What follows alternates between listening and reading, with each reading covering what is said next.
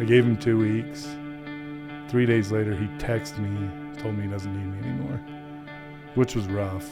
Yeah. Because we weren't ready. I had about a month to go before I had the company fully set up. Yeah.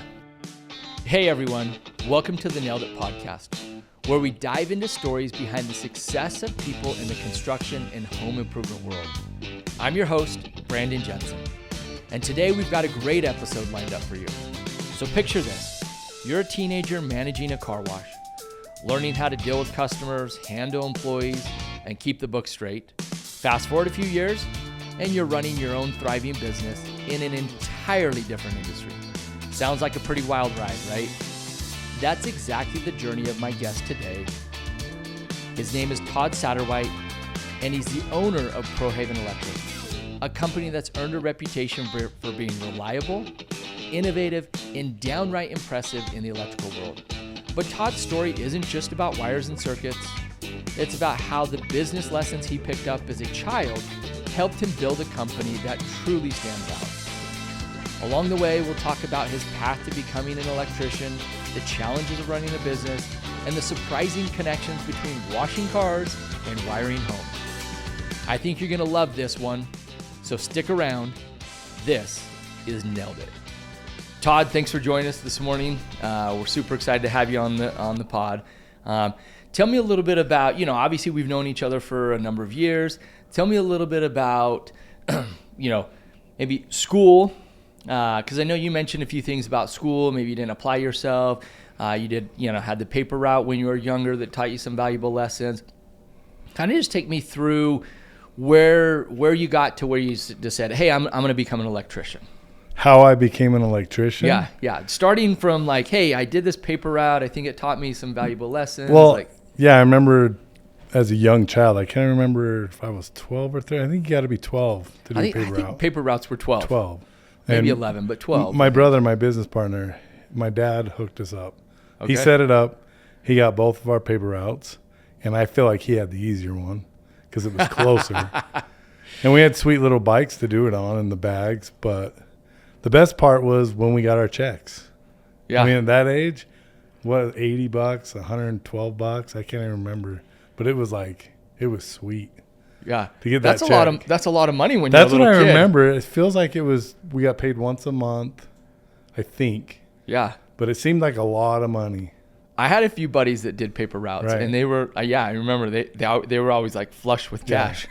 But it was I can't remember the days, but we had to sit home and wrap them. It was the worst, and you just got tired of it. The night before or the morning? Probably the night before. Okay. We only did it twice a week. It wasn't like a full paper. It was like this ad paper. It wasn't like the Sunday paper that everybody was getting back then. Yeah. It was like a different paper. It was free to people, but they would tell you no, and then you would take them off their list. Okay. I don't even remember what the paper was. It was like the green sheet or something. Kind of like that. It was. Yeah. And you were supposed to run it up and put it right in front of the door, but you'd just get lazy and you'd start hucking it. And then if they didn't pick it up or they were out of town, you were supposed to go gather it. Never did that. They'd pile up, and then every now and then you'd have a boss come by driving the neighborhood, and he'd kind of tell you, hey, I see a pile of papers over there. Yeah, they haven't been home or they're not collecting it. Right. I was go just pick a kid. them up. Nobody cared. Yeah. So, but I mean, I think that taught me work ethic because my dad made us go do it. Yeah. And then once we saw the checks coming in, it was pretty sweet. That makes sense. So tell me, do you think, you obviously had to learn the addresses and things like that. Right. And you coming off of paper. Yeah. And I would imagine that helped with like your sense of direction. Right. Once I got my driver's license at 16, like finding addresses seemed easy to me. I think it's funny that people have to use their phone now. Oh, for everything. For everything, which I do now for sure. But I could find an address in Draper from downtown. Oh, yeah. Because it was a block system and you would figure it out. That's the nice thing about Salt Lake. It's on the grid system. It's right. like, hey.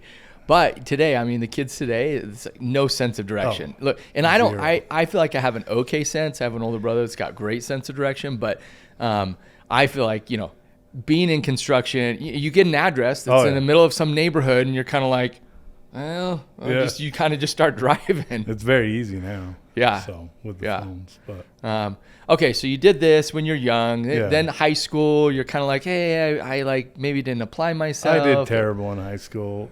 I was chasing girls. I didn't care about grades. Like all I wanted to do was hang out with my friends and try to pick up on girls. Okay, but you graduated. I graduated. It slim. I mean, just super slim. I didn't apply myself. I remember, when I was 15, ninth grade, my dad was like, hey, for insurance reasons, you have to get a 3.5. Oh, yeah. Right. And I was like, and I had never even broke a 3.0 going 7th, 8th grade. So I was like, oh, okay. So I did it. I think I got a 3.8. And I was like, well, that wasn't even that hard. Yeah. You just had to apply yourself. I think I got one more 3.0 or better the rest of my high school career. I was always in the 2.8s, 2.4s. Like it was, I get in a C, C+, B, B-, sweet. I'm in. Yep. You're like, hey, as long as I got that passing grade, I got good. An A from like weightlifting, art. Yeah. The easy stuff. Easy stuff. Right. Yeah. Remind me where you went to high school. Cottonwood High School. Okay. Graduated in 96. Okay. Yeah. So I was just, a little bit behind you in Murray. Right. Yeah, that close sucks. Stomping grounds, right? It sucks that you're younger than me. So you graduate. So when you were in high school, obviously you're chasing girls.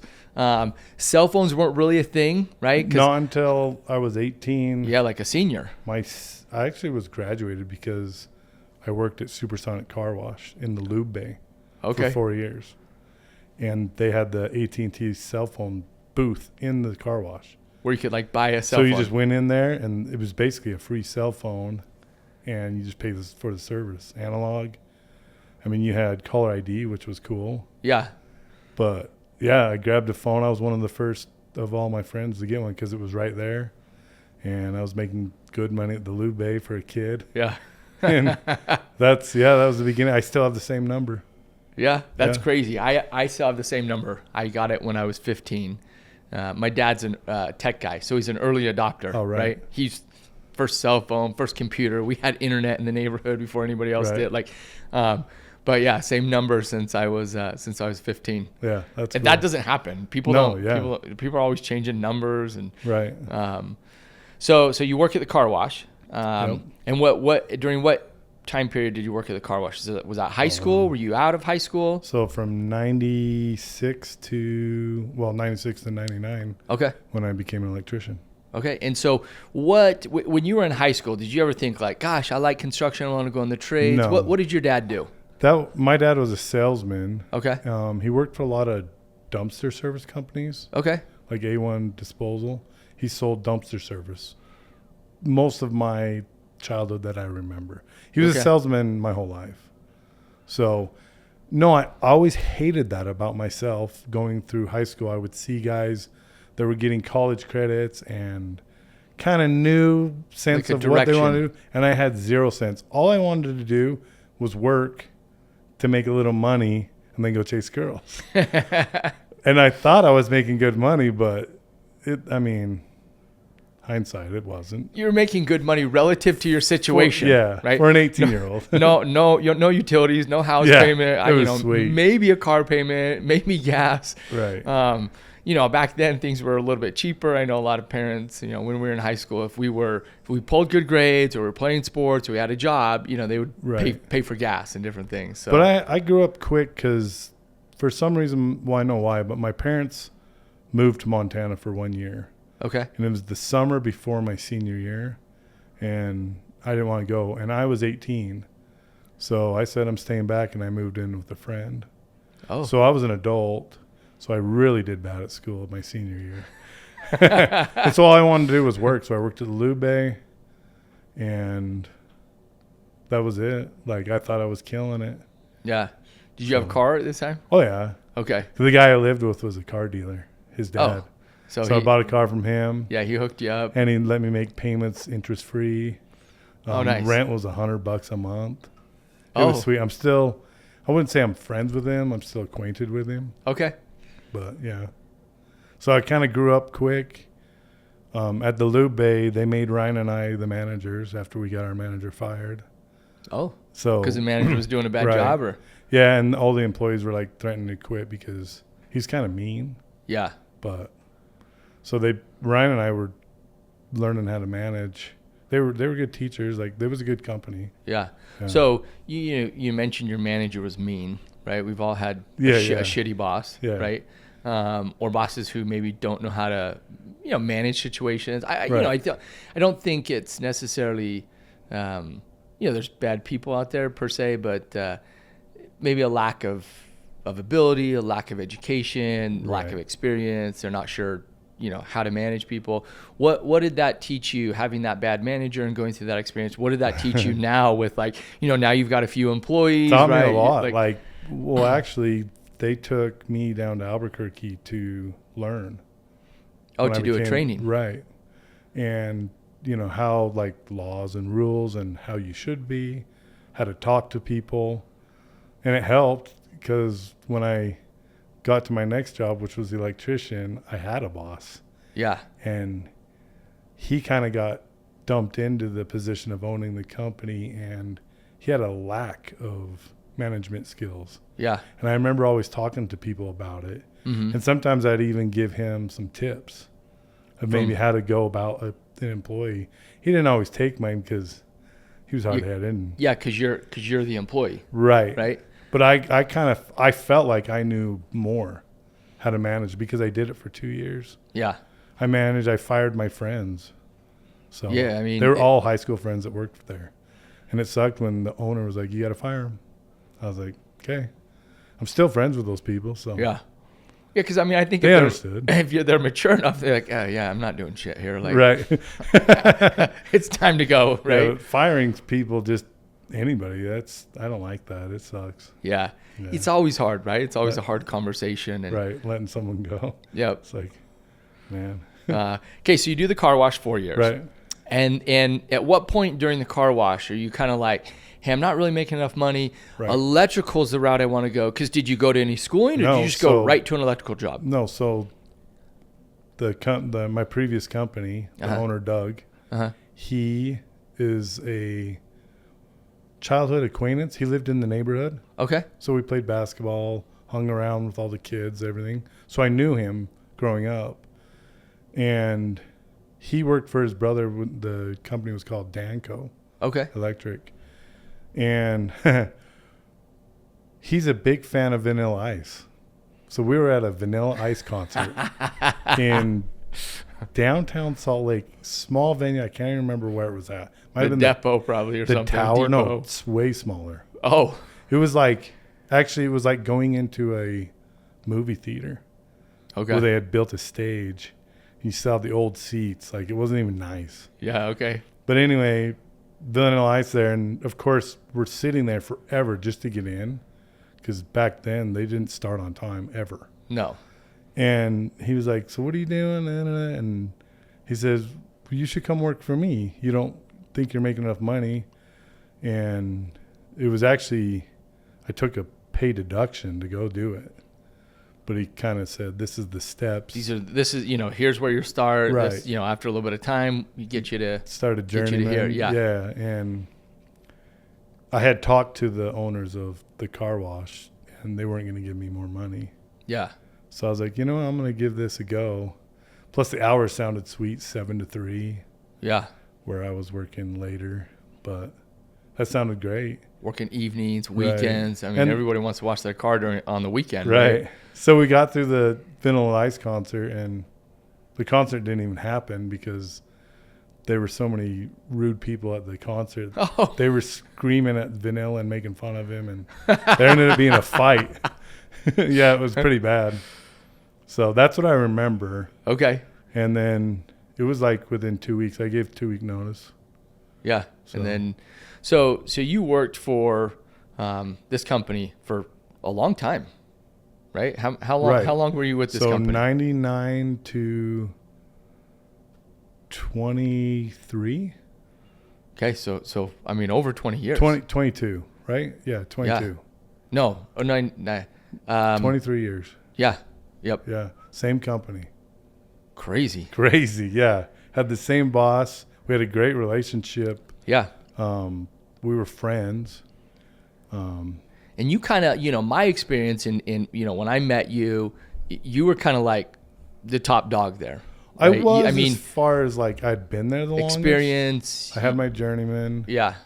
Doug taught me a lot. Like I knew how to install. Yep. Right. And I had the most experience there. And I brought Ryan on with me a year after. He was still at the Lube for a year. Okay. And then I talked him into coming over, and a couple other friends from the Lube. To come over. Yeah. So, because it was a cooler job. Hours were better. You were out and about. Yeah. You were learning more things. And I'm glad I did the Lube. I still changed my oil. Oh, really? Yeah. Nice. But yeah, long time with Doug. So you're with Doug. What is it that makes you decide, hey, I think I want to do my own thing, right? Because, I obviously 20 years, you probably kind of had things on autopilot. You had a good relationship with the boss. You could probably be like, oh, hey, I'm leaving town, or right. I got to cut out early today. And it was probably pretty like, oh, yeah, okay, like pretty relaxed, right? Because you're a good worker. So, with that, you move into starting your own company. There's a lot more responsibility that comes with that, right? It doesn't matter. Your phone is ringing all the time, right? Messages, owners are messaging, like contractors. Yeah. There's no respect for time, right? Yeah. It doesn't matter if it's 10 p.m. at night or 5 a.m. in the morning, right? Sunday, whenever. Yep. So what makes you decide like, hey, I'm ready to take on this additional responsibility and I want to do my own thing? What made me do that, or who pushed me? What are we at? Yeah. There's a lot going into it. Yeah. So, obviously you're working for him for 10 years and you're kind of like, oh, I think I could do this on my own, or you're with him for 15 years. What is that kind of like trigger, that aha moment where you're like, I think I could do this on my own? It was kind of more malicious. It was more of, I was mad at Doug. Okay. Yeah. New employees and other employees there were always like, hey, when are you going to go on your own? Because let me know. I want to come work for you.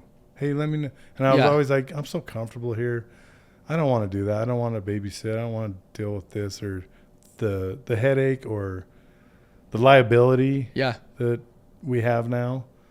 And I always just kind of pushed it in the back of my mind and never really thought of it. And my oldest son plays travel basketball. Okay. And it seemed like I was always around entrepreneurs. We'd be in Vegas or wherever, and they're like, hey, how come you don't work for yourself? And then they would tell me what they do. Yeah. And this one guy, he owned a roofing. We were out to lunch, and he said, hey, I want you to get your master's, and I'll help you start a company. And I was like, whatever, Yeah. And then my wife, she was there, and so she kind of started pushing me a little bit. And then he was pushing me, and then my wife was really pushing me. And I was like, I'm going to do it. I'm going to get my master's regardless. Yeah, because why not, right? Yeah. So I went and studied and got my master's, and then I decided not to go into business with that gentleman. I just had a feeling to do it myself. Yeah. I still felt like I was going to have a boss. Yeah, I can see that. Yeah, and he probably would have helped me a lot, but there were other entrepreneurs that were helping me a ton. Yeah. You're someone I talked to a lot about it once I decided. I remember telling you, because I'd only told a few people. Yeah. But a lot of input from people like you. And I pulled the trigger. I remember I couldn't wait to put my 2 weeks in. I couldn't sleep because I'd been there so long, and I wanted to catch Doug by himself. Yeah. And every time I ran to the shop after work or tried to get there early, someone else was there, or he was busy. Something was going on, and I finally got into his office and told him, and I figured he was upset. I don't know. Yeah. Did it cut? Do you think it caught him off guard? Do you think it was a surprise? 100%. Yeah. I gave him 2 weeks. 3 days later, he texted me, told me he doesn't need me anymore, which was rough. Yeah. Because we weren't ready. I I had about a month to go before I had the company fully set up. Yeah. But I had enough work already lined up that I went straight into it.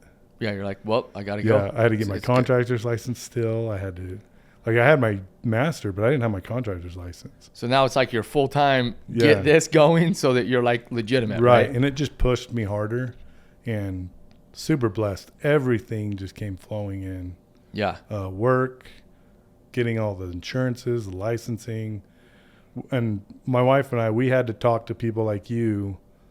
What do we do? How do we go get this? What do I do with this? Because Doug, there's one thing he never taught me was how the company runs or how to do any of it. I knew how to install and be an electrician. You didn't know anything about running the business. That was like the biggest regret there, is that I didn't force more of that. I used to ask for more from him, but it would never happen. That's one reason I left.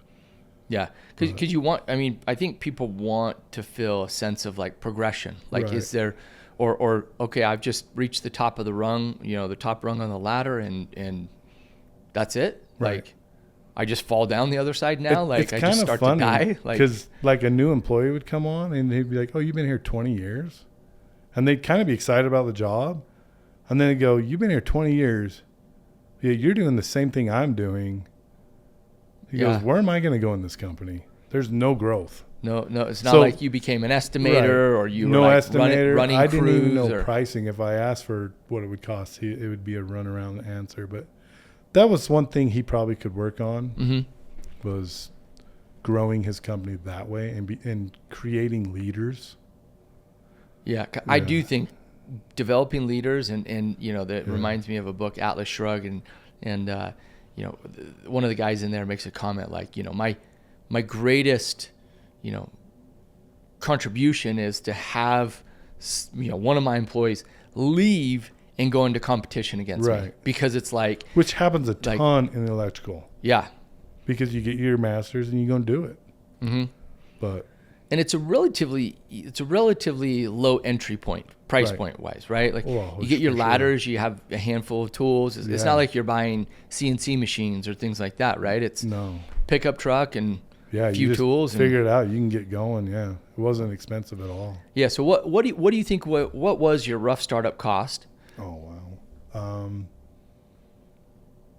maybe $10,000, because I had a personal vehicle. Yeah, had a vehicle, so you're like, okay, that's now part of the company. So so if you need a vehicle, maybe a little bit more, right? 10, 15 grand, maybe a down payment on a vehicle. If you were to go back and do it again, what would you do different? Would you start earlier? Would you like you mean back in my career and do it again? Yeah, back in your career. So you started your new company a couple years back, 2 years. Yeah. So you're 2 years into it. You guys are killing it. You're doing great. People love working with you. We love working with you. Right. We're doing good because the market here in Salt Lake is good. Right. So, but you're right. People like us because we have knowledge and we try to do our best. We really do. We try not to make mistakes because we made so many mistakes. Yeah. Right. You've done a lot of learning. But when people are always like, don't you wish you would have done this 10 years ago? Maybe, but I feel like I'm smarter now. Yeah. Like I learned a lot from Doug, like not business wise. I would watch what would go on. I would see what builders like yourself don't like not showing up the day you say you're going to show up. That's a big one we really strive for. Clean cut, things like that, hygiene. Like I just feel like I learned a lot. Yeah, I wish I would have started 10 years ago, because I'd probably have a bigger company cruising along. Yep. But I probably would have made a lot of mistakes. A lot more mistakes. A lot more. I'm still making mistakes, and that was what these entrepreneurs told me. Like, you're going to make mistakes. And I was like, I'm not going to make any mistakes. I'm awesome. I'm the best. Yeah, I make mistakes all the time. So, yeah, it just happens, right? I mean, there's so many moving parts in construction. It happens. Right. I do always tell clients, I say, oh yeah, Sparkies, they're coming on this day. And I'm like, and they always show up. Really? They always deliver. Good. Like, that's one thing that, I think as a general, is really appreciate that when you say, hey, I'm going to be there on this day, and you're there. Yeah. And that's sometimes hard because general contractors are not great at scheduling. Not always. Right. And so, but if you can get, the ones that are a little more organized, you work with the guys that are better to work with, usually they're going to do a better job. And I always try to be flexible with people, and I'm sure you guys try to be somewhat flexible. So, okay. So you've got this company, you're 2 years into it. What's your favorite part about being a business owner? Not missing my kids' sports. Okay. Yeah. I mean, that flexibility. I plan around it. There's a few times where I have to get something done. But that was a big push of why I wanted it, because my kids, both of my boys, are heavy in their sports. And I knew working for someone I would miss a lot of it, especially now that my oldest is in high school. Yeah. And they play a lot. And being with those families on the road and seeing how he could go to everything. And I'll never forget the first year I was going to every game over there at Southtown Center. And one of the dads goes, "You're at every game. How do you do it? Can I ask you what you do for a living?" And I'm like, "Oh, I work for myself." I'm an electrician. They're like, "What? That's cool." So that was like a big push, is not missing my kids' stuff. I love that. And then I love that I don't answer to anybody other than all you builders. Hey, look, we answer to the homeowners. Everybody's always got a boss somewhere. Right. And then I'll get home. My wife will be like, "You're home early." Yeah, because I want to be. Yeah. But I mean, I'm in front of the computer, for hours and hours. Yeah. It's not uncommon to be like, that's what you do in the evening, right? You're right. The computer work doesn't bother me at all because I'd never done it my whole life. Yeah. I was always on site, which I still do, but now I'm running the business side of it with the help of my manager, my wife. Yeah. So. Yeah. So, you shared some insight that, your wife was a big support. Right. Big support. And talk to me a little bit about your wife, your guys' relationship, how kind of how you've managed this new company. Because to your point, there is a certain level of freedom. Right. But you also probably find yourself answering messages or maybe even a phone call while you're at a sporting event or stepping out for a few minutes. So it's kind of one of these things like, before you were going to make it to 50% and probably be there 100% of the time. Now you're going to make it to 95% of them. Right. But you're going to be present for 90% of the game. Correct. Of those 95 games or whatever. Right. So my wife was a perfect candidate for me to start this up. She is an independent contractor. Okay. So she works at home. She knows how to run a computer. She knows how to do computer systems. And she's great at like Googling and figuring out how we get a license and what we need to do. And so she helped me, exponentially at the beginning. Set it up. She set everything up. She would teach me how to manage and how to do things like send out thank you cards. She did everything. Yeah. We've been married for, oh dang. Shit, this is she's gonna watch this, so you better get this right. Hey, do we need to pause it? So 2002, right? 22 years. 2002, 22 years. Yeah. She's awesome. People say I have a unicorn, so I do. Nice. Love you, babe. No, I think with a lot of these, great business owners, the men and women, right? There's oftentimes a very supportive spouse, right? Behind. In construction, admittedly, there's generally a wife, right? There's not a lot of women in construction. I think in my 20 plus career in construction, I've seen one female painter, one female mason, and I knew one female manager. But I've just seen two women on a job site. That's crazy. I've seen one female electrician, but not on site. Yeah. It was someone I talked to, but my father-in-law had a female wire a home of his, and I was like, what? I've never even seen one. Not that it would be bad. It's just like, it's just very uncommon. Right? Yeah. And it might be a strength thing too, because we move a lot of heavy gear, like ladders and stuff.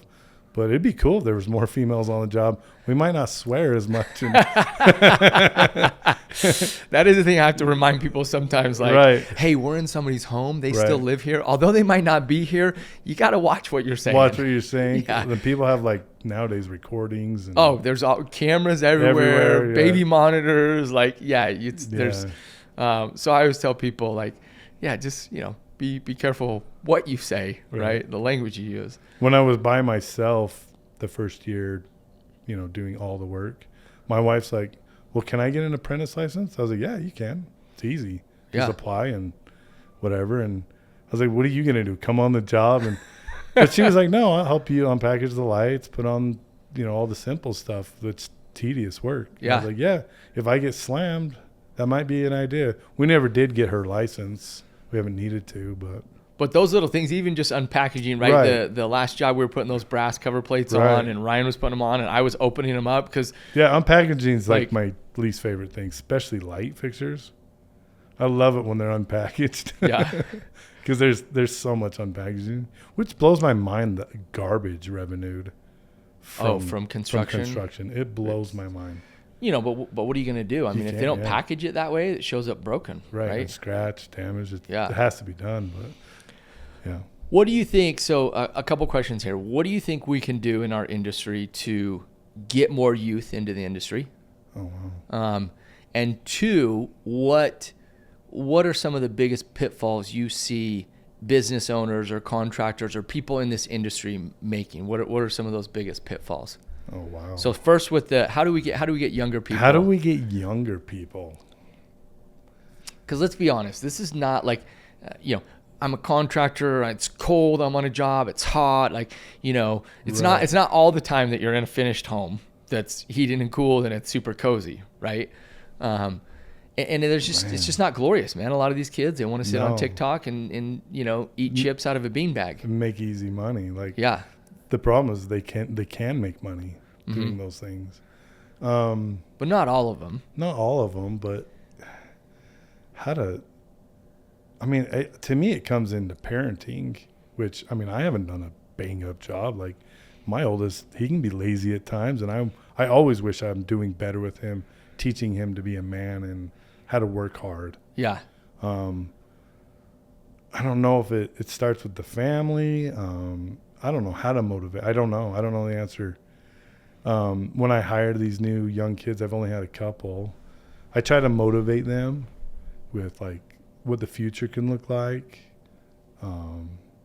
praise them. Yeah. We didn't get a lot of praise through the years. Growing up. Not growing up, working for. Just working. Yeah. Thank yous help a lot. I don't know. To me, that goes a long ways. Hey, thanks for today. Thanks for this week. Yeah. It was a busy week. Or we never got that. It was. When I worked for Danco, I'll never forget. We didn't have direct deposit. He would hand me your check, and then he would shake your hand and say, hey, thanks for your hard work. Almost every time. Yeah. That stuff goes a long way for me. But as far as like teaching or getting kids, I don't know. I still think I'm a kid, but I'm getting old. Hey, you're only as young as you feel, right? Right. Or as old as you feel. I like that.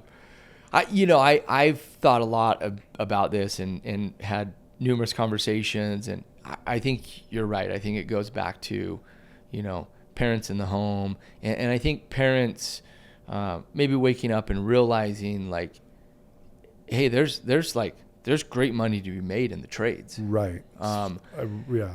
Especially when you start to look at some of the statistics of, for every 100 people that retire from construction, they're replaced by 14. Right. So it's not going to take, many more years before, you think things are expensive now. Wait a decade. Right. Because unless something drastically changes in that decade, like things are just going to get more expensive. Right. And almost everybody that we talk to, that we run into, listen, we're doing these hand carved railing pieces. Right. I think we were 12, 16 weeks. Nobody does it. There's one guy in Utah that does it. That's crazy. And so, there's definitely like some lost art that that's taking place right now. And, I hopefully AI can replace some of that stuff and machines can do it. But as of right now, they've tried CNCs doing some of this like specialty stuff, and it can't duplicate what a human can duplicate. Right. So what are kind of pitfalls that you see general contractors making, other subcontractors, maybe yourself, maybe just kind of some advice to other contractors or people in the field? Oh, wow. You put me on the spot. Pitfalls. I'm not sure. I don't know. I can tell you something I don't like about construction. Yeah. Is the rat race of it. The speed in which people want things done creates bad workmanship. 100%. All around, through the electrical, the finish work, the trades. It just seems like everything needs to be done so fast because the next thing's coming up or whatever. I don't think it was always like that. Yeah, we just live in a fast world. We live in a fast world. I think before cell phones, it was a little bit like that. A little bit like that. Do you think that comes from... I think it's from, this is what I think. I think it's from contractors trying to impress. Mm-hmm. Because they need more jobs too. Yeah. And they got to look good. They got to keep on their timeline. I don't think my pressure of speed or getting something done, I try to schedule that. I don't have a lot of that, but I feel like sometimes contractors will say, hey, I need this, and it's got to be done right now. And you're like, whoa, wait a minute. Well, like, you just called me. Which most of the time we can figure it out. Yeah. Right. But yeah, I don't know. I know for us on our side, when we're, the general contractor, I always try to communicate to the owners, like, we schedule things. Right. And unfortunately, if there's 10,000 projects that need to be completed this year, we have the manpower for 5,000. Right. Right. The slow year slows down to 7,000 projects. Guess what? We still only have the manpower for 5,000. Right. So these guys are doing the best they can. Right. We schedule the best we can, but there's some give and take in this schedule. We'll build a schedule. We've got some decent float in the schedule, but you always run into problems and mistakes, which extends everything, which I get. But so this is something that bothers me. Yeah. This is something that really bothers me.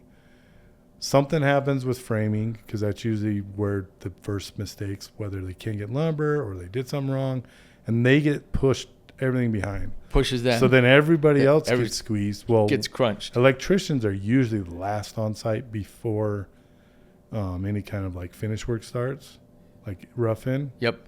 And they're squeezing us because of someone else's problem. And I get it. The schedule has to be done. But yeah, I can't stand that. Like, that drives me nuts. Yeah. But I see why. I mean.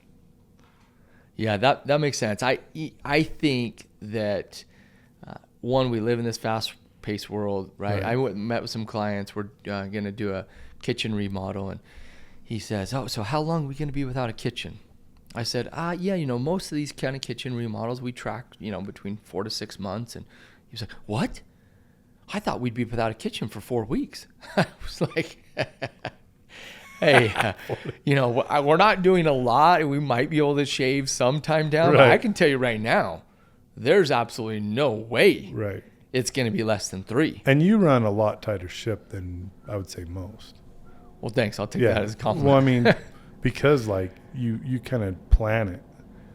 We do like to just spend more time planning on the front end, right? Which I think it makes everybody's job easier. For sure. I think if I could give advice to general contractors, I would say, try and forecast a little bit to where everything's not an emergency.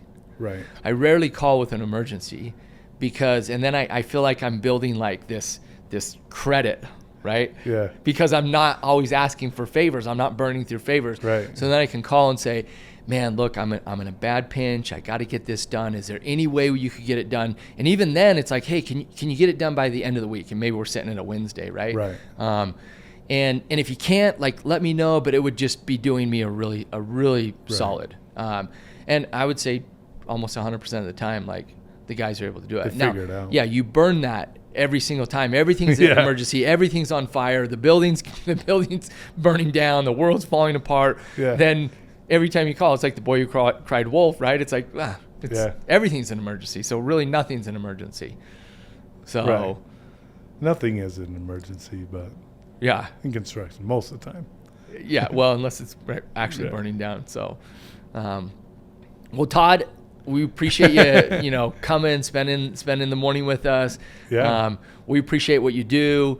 Looking forward to working with you, for the years to come. And we're grateful to have you on the podcast. Well, appreciate you coming in. We appreciate you.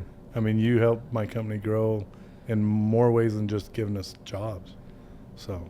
Well, cool. Yeah, I'm glad. It's been super fun to see you guys grow and flourish. And, you're telling me like, oh man, we're so busy. I'm like, wow, just make sure you keep a spot for me on that schedule. We've been super blessed. We've been busy, and all of my contractors that we work for, including you, have said this next year we're going to kill. Yeah. Get ready, start hiring, build your crews. I'm like, how do I do this? One person at a time, man. One day at a time. Yeah, I try not to disappoint people. So that's well, you're doing a good job. So I'm trying. Yeah. Well, sweet man, I appreciate it. It's good to have you.